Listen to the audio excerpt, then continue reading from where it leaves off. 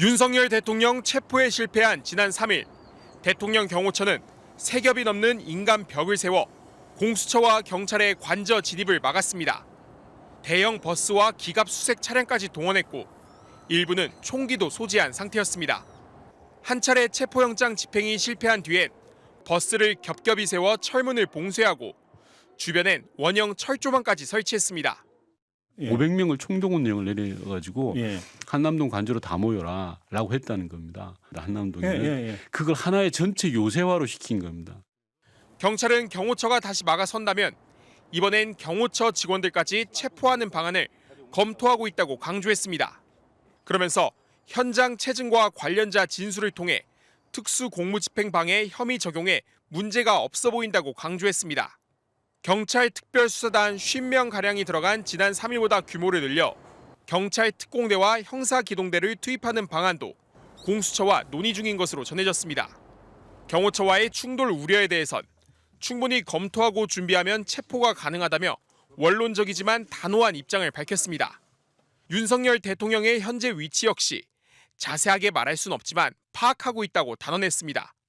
이호영 경찰청장 직무대행은 체포영장 집행 당시 오히려 관저 경호 인력을 투입해달라던 최상목 권한대행 요청에 경찰이 응하지 않았던 것도 항명으로 생각하지 않는다고 잘라 말했습니다.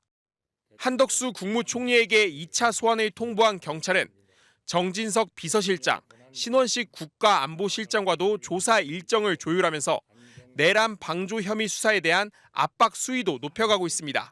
MBC 뉴스 김지성입니다. 검사가 청구해서 받은 체포영장을 경찰이 대신 집행해준 적은 없다는 게 경찰의 공식 설명입니다. 법률적 문제가 있는 만큼 공수처 검사가 체포영장을 집행하고 경찰이 지원하는 체제를 유지한다는 건데 경찰 내부에선 공수처가 수사 의지가 없는 게 아니냐는 강한 불만도 나옵니다. 국가수사본부 고위관계자는 앞서 국회 행정안전위원회 소속 민주당 의원들을 만난 자리에서 체포영장 집행 계획을 세우는 과정에 공수처가 성의 없는 모습을 보였다고 지적한 것으로 전해졌습니다.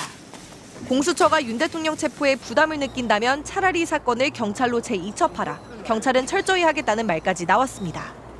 지난 3일 체포영장 집행 실패 과정에 대한 경찰의 비판도 추가로 공개됐습니다.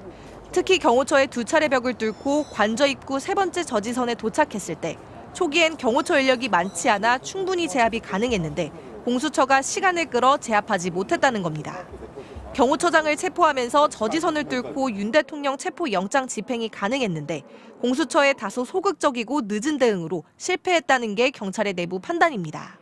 경찰은 다만 공조수사본부 체제를 유지하며 같은 방식으로 다시 체포영장을 집행하기로 한 만큼 실패가 반복되지 않도록 공수처와 동선과 인력 배치 등을 조율하고 있습니다. MBC 뉴스 이혜선입니다.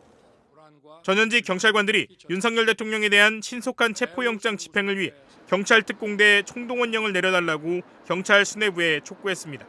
전국 경찰 직장협의회는 오늘 입장문을 내고 전국 경찰 특공대에 총동원령을 내리라며 이는 법과 헌법의 권위를 지키기 위한 최후의 투쟁이기 때문에 경찰은 그 어떤 수단을 써서라도 법을 집행해야 한다고 주장했습니다. 그러면서 전국 경찰 특공대 동원은 선택이 아니라 의무다. 경찰의 정의는 말이 아니라 행동으로 증명된다고 거듭 특공대 투입을 촉구했습니다. 대통령 체포영장 집행 방해 사태는 대한민국 법치주의의 존립을 위협하는 중대한 사건이라는 겁니다. 이들은 대통령 경호처장과 관계자들을 겨냥해 법을 비웃는 자들에게 경고한다며 법 집행을 방해한 모든 자들은 내란 동조 행위로 엄중히 처벌받아야 한다고도 강조했습니다. 앞서 공조수사본부는 지난 3일 오전 내란 우두머리 혐의를 받는 윤 대통령에 대한 체포 수색영장 집행에 나섰지만 경호처의 저지로 5시간 30여 분 만에 영장 집행을 중단했습니다. 윤 대통령에 대한 체포영장 유효시한은 내일 자정까지입니다. 시간이 많이 남지 않은 상황에서 공수처는 영장 재집행 여부를 검토하고 있다는 원론적인 입장만 내놓고 있습니다.